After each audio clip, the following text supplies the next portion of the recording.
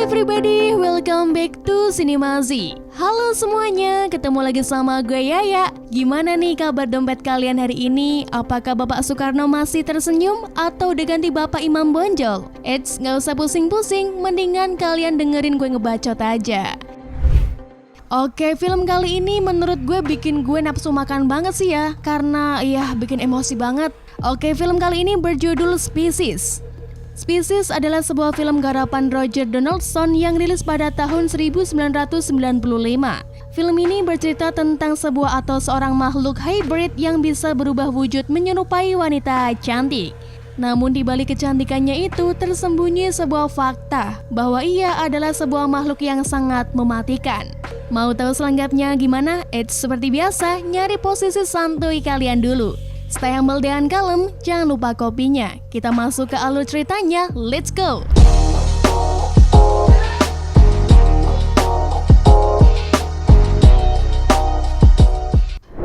Film diawali dengan sebuah narasi bisu mengenai sebuah proyek penelitian yang bernama SATI, Search for Extraterrestrial Intelligence. Halah, susah banget namanya. Proyek ini sudah berjalan kurang lebih 30 tahunan dan baru saja mendapatkan kemajuan, yaitu ditangkapnya sinyal dari alien. Terus akhirnya para peneliti ini mencoba menciptakan sebuah makhluk dari material yang diambil dari tempat asal sinyal itu datang. Scene selanjutnya kita disuguhkan oleh pemandangan di dalam laboratorium. Seorang gadis remaja terlihat baru saja terbangun dari boboknya. Sebut saja namanya Sel. Dia merupakan makhluk hybrid yang sedang diteliti oleh ilmuwan di sana. Sel terlihat kebingungan karena berada di dalam prisma dengan orang-orang yang memperhatikannya dari luar. Tak lama setelah itu datanglah dua orang petugas yang membawa 2 tabung gas cyanida. Mereka mengisi prisma Sel dengan gas tersebut untuk memusnahkannya. Dari atas balkon terlihat bapak botak yang bisa kita sebut Xavier Fudge sedang melihat reaksi Sel dengan berat hati. Bagaimana tidak, ia harus merelakan gadis eksperimennya mati sia-sia karena tak bisa memberikan hasil yang ia inginkan. Kemudian Xavier pergi sejenak ke ruang monitoring. Namun siapa sangka, tiba-tiba saja kaca prisma ditonjok dari dalam. Yaps, Sel belum modar. Ia berusaha untuk melarikan diri. Sel melarikan diri setelah menonjok kaca prisma tersebut. Gas cyanida pun menyebar ke seluruh ruangan. Banyak petugas yang langsung tepar begitu menghirup gas mematikan itu. Melihat hal tersebut, Xavier dan anak-anak buahnya auto panik. Apalagi begitu, Sel berlari keluar dengan gesitnya. Seluruh pasukan keamanan laboratorium dikerahkan untuk menangkap gadis itu. Namun Sel berhasil lolos dengan menyusup ke salah satu gerbong kereta yang kebetulan lewat. Keesokan harinya, Sel memutuskan turun di sebuah kota di dekat stasiun. Dia lapar, namun tidak punya uang sepeser pun. Ya ampun, kasihan betul ya. Dia pun mencuri tas milik salah satu penumpang kereta dan kabur memasuki kereta lain. Di dalam kereta, Sel mencoba membobol laci untuk mencari uang. Selain cepat, gadis ini ternyata juga memiliki tenaga kayak Samson. Tanpa susah payah, ia membobol salah satu laci yang berisikan segepok duit. Setelah mendapatkan uang yang cukup, ia kemudian menuju dapur untuk mencuri makanan. Udah punya duit masih aja nyuri. For your information aja nih guys, gerbong kereta yang ditumbangi Sel adalah kereta kelas 1 yang dilengkapi dengan toilet, dapur, dan kursi VIP. Pokoknya jauh dari kata desak-desakan dan pastinya nyaman banget. Sel pun tertidur sejenak setelah perutnya terisi oleh makanan dan snack yang ia curi.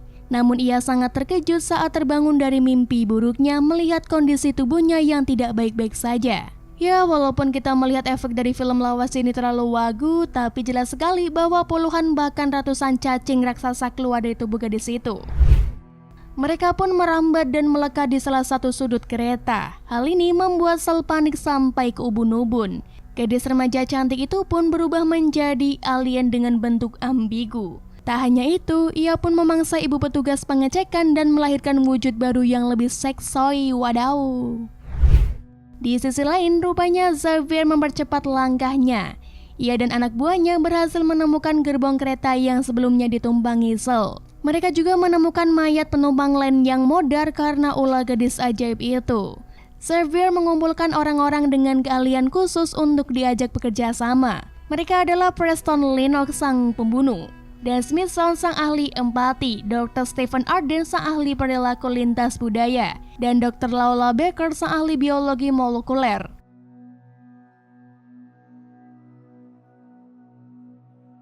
Sebelum beraksi, Xavier sudah terlebih dahulu memberikan wejangan mengenai latar belakang proyek dan makhluk ciptaannya itu pada rekan-rekan barunya tersebut. Mereka berlima berencana untuk meneliti lebih lanjut eksperimen buatan Xavier.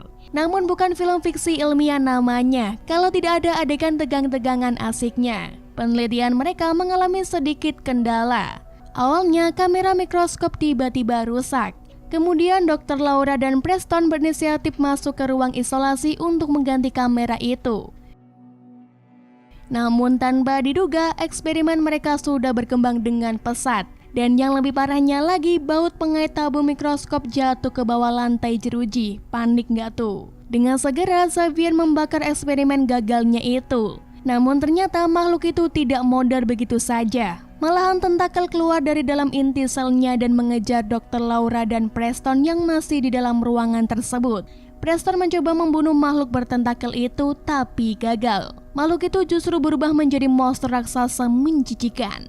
Akhirnya mereka berdua memutuskan untuk keluar dari ruangan tersebut begitu kunci pintu dibuka. Oke, kita kembali ke sel yang sudah memiliki tubuh baru. Terlihat wanita itu turun di stasiun punya gue yaitu Los Angeles. Ia sudah berganti pakaian dengan milik ibu petugas yang dimangsanya sebelumnya. Sel berjalan dengan santuy tanpa ia tahu Xavier and the gang sudah selangkah lebih dekat. Tak ambil pusing karena udah minum bodrek dengan orang-orang yang sedang mengejarnya. Sel justru sibuk menghabiskan uang curiannya dengan berbelanja dan menyewa kamar di hotel mantap. Begitu mendapatkan kamar yang cocok, ia segera menyalakan TV dan menonton acara pengecerotan.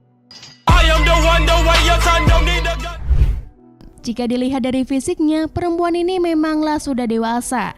Namun secara hitungan sejak ia ditetaskan di laboratorium, ia hanyalah anak kecil berusia kurang dari setahun yang masih polos dan belum banyak mengerti dunia luar. Dan sekarang dia malahan nonton sesuatu yang harusnya belum boleh ditonton. Haduh, gedenya cepet nih. Setelah puas menonton dan selesai berganti baju, Sel memutuskan untuk mencari seorang pria di sebuah klub malam. Tak hanya itu, ia juga belajar bagaimana cara menaklukkan pria dari seorang wanita yang ia mangsa di toilet klub. Alamat salah gaul nih orang. Dan bingo, dia akhirnya berhasil mendapatkan target yang akan diajaknya berwik-wik ria. Singkat cerita, ternyata Xavier and the gang berhasil mengikuti pergerakan Sel. Mereka mengetahui keberadaan wanita itu berkat kartu kredit milik salah satu petugas laboratorium yang dipakainya untuk check-in di hotel. Secepat siput mereka bergerak mencari makhluk ajaib itu, hingga mereka sampai di klub malam dan melihat seorang mayat perempuan tewas mengenaskan di dalam toilet. Tapi Sel tidak semudah itu bro untuk ditemukan, ia licin bagaikan cacing. Wanita itu ternyata sudah sedari tadi pergi dari tempat itu bersama pria incarannya menuju kediamannya yang mewah. Tajir melintir cowoknya ternyata. Sesampainya di rumah, pria tersebut segera take a shower alias adus. Tanpa rasa malu, Sel menyusulnya dan memperhatikan tubuh pria itu dari ujung kaki sampai ujung ubun-ubun. Sadar akan kehadiran Sel, si pria bugil itu segera mengenakan celananya dan meminta Sel untuk menunjukkan dirinya dan ingin segera melakukan pengecerotan. Namun Sel menolak, ia berubah pikiran. Hal ini membuat pria itu sedikit naik darah. Sel pun membunuhnya dengan ciuman mautnya. Mampus lu. Dari luar rumah mewah itu terlihat Preston yang menyelinap masuk. Ia pun segera memanggil rekan-rekannya setelah mendapati pemilik rumah tersebut sudah tewas. Wassalamualaikum warahmatullahi wabarakatuh dengan sangat tragis. Xavier and the gang pun berdiskusi mengenai hal tersebut dan mereka menemukan alasan mengapa Sel menolak untuk wik-wik dengan pria incarannya itu. Ternyata pria tersebut adalah seorang yang mengidap diabetes dan dinilai kurang sehat untuk membuahi Sel. Bisa milih-milih juga ya ternyata. Jadi dia pun berubah pikiran dan melarikan diri. Sel kabur dengan membawa mobil milik pria tajir itu. Ya tentu saja dengan cara nyetirnya yang masih amatir. Keesokan harinya ia terpaksa harus meninggalkan mobil itu di jalanan pinggir pantai karena bensinnya habis. Saat sedang jalan, tanpa diduga wanita itu ditabrak oleh seorang pengendara mobil yang tak bertanggung jawab. Tapi untungnya ada seorang pria bernama John Curry yang bergegas menolongnya dan membawanya ke rumah sakit. Dokter pun dibuat terkejut untuk proses penyembuhan diri yang dilakukan tubuh Sel. Tanpa babi bu bebo, Sel beranjak dari ranjang pasien dan mengajak John pergi meninggalkan rumah sakit. Wah, target baru nih kayaknya. Dokter yang tadi mengetahui hal yang aneh tersebut langsung menelpon pihak berwajib dan kemudian sampai ke telinga Xavier and the gang yang sudah berada di dekat pantai. Mereka pun bergegas mengikuti menuju rumah sakit itu, namun nihil, karena Sel sudah tidak berada di sana. Ia sudah lebih dulu pergi bersama John ke sebuah kafe di pinggir kota. Malam harinya, Preston dan Dr. Laura berinisiatif untuk melacak jejak John. Mereka menelpon pria tersebut, namun tidak ada jawaban, karena ternyata ia sedang berenang sambil bercumbu bersama Sel. Sedang asik bercumbu mesra, tiba-tiba saja terdengar suara pintu dibuka. Ternyata Preston dan Dr. Laura sudah berada di kediaman John. Awalnya John berniat melihat apa yang terjadi. Namun langkahnya tertahan oleh Sel yang ingin segera bereproduksi dan menghasilkan keturunan. John shock dan menolak. Ia berusaha melarikan diri dari wanita ganas itu. Sel yang hasrat kawinnya sudah di ujung tanduk, otomatis marah dan tiba-tiba saja berubah ke wujud aslinya dan membunuh pria itu. Tak berselang lama, Preston dan Dr. Laura sudah sampai di area kolam renang dan mendapati sebujur mayat tewas mengambang di kolam renang. Namun lagi-lagi monster birahi itu berhasil kabur. Mereka pun memutuskan untuk berpencar mencari di halaman belakang rumah. Kemudian disusul dengan datangnya Xavier yang membawa bala pasukan untuk mengepung lokasi. Tapi sia-sia. Sel sudah berhasil kabur dari lokasi. Mereka pun memutuskan untuk kembali ke hotel untuk beristirahat. Malam besoknya, Xavier and the gang pergi ke klub malam itu lagi. Menunggu Sel barangkali akan datang lagi ke tempat itu untuk mencari target selanjutnya. Dan benar saja, Smart bertemu dengan monster cantik itu saat sedang mencari udara segar di luar klub. Aksi kejar-kejaran pun terjadi dan berakhir dengan trik wanita itu yang menghantamkan mobil curiannya ke salah satu tangki penyimpanan bahan bakar. Kemudian ia kembali lolos dari kejaran massa. Xavier and the gang mengira monster itu sudah mati meledak. Mereka merasa semua sudah berakhir dan mencoba bersenang-senang di bar hotel. Dan di sini pula benih cinta antara Dr. Laura dan Preston mulai tumbuh. Namun tanpa diduga, saat sedang touch up di toilet, Dr. Laura bertemu dengan Sel yang telah mengganti gaya dan warna rambutnya. Ia tak menyadari bahwa wanita itu adalah makhluk yang dianggapnya sudah matoy. Sel yang sudah tahu hubungan antara Dr. Laura dan Preston sengaja meminta parfum milik Dr. Laura untuk memikat Preston. Wah, tumbuh jadi pelakor dia. Sel pun mulai mengikuti Preston, namun langkahnya tersedat saat ia mendapati pria itu sedang bercumbu dengan kekasihnya. Ia pun iri dan semakin birahi. Kemudian ia mencuri kunci kamar di sebelah kamar Dr. Laura untuk menguping peristiwa penting di kamar sebelah, yang ternyata milik Dr. Stephen. Sang pemilik kamar pun kebingungan saat mendapati ada seorang wanita di kamarnya. Namun dengan didorongkan hasrat yang kuat, Sel pun maju tak gentar menyosor pria sehat yang ada di hadapannya. Dr. Stephen pun baikan yang menyambut umpannya dan mereka pun berwik-wik ria. Wadidaw. Dari kamar lain, Desmond yang memiliki kemampuan empati tinggi merasakan ada hal yang aneh terjadi. Ia pun keluar dari kamarnya untuk memastikan rekannya baik-baik saja. Desmond merasakan apa yang sebenarnya terjadi di kamar Dr. Stephen. Kemudian ia mencoba meyakinkan Preston dan Dr. Laura. Mereka pun segera menghubungi Xavier. Di dalam kamar Dr. Stephen, kehidupan baru-baru saja terjadi. Sel telah dibuahi. Menyadari hal tersebut, pria itu tentu saja terkejut dan melakukan perlawanan. Namun ia tak sebanding dengan kekuatan monster cantik itu.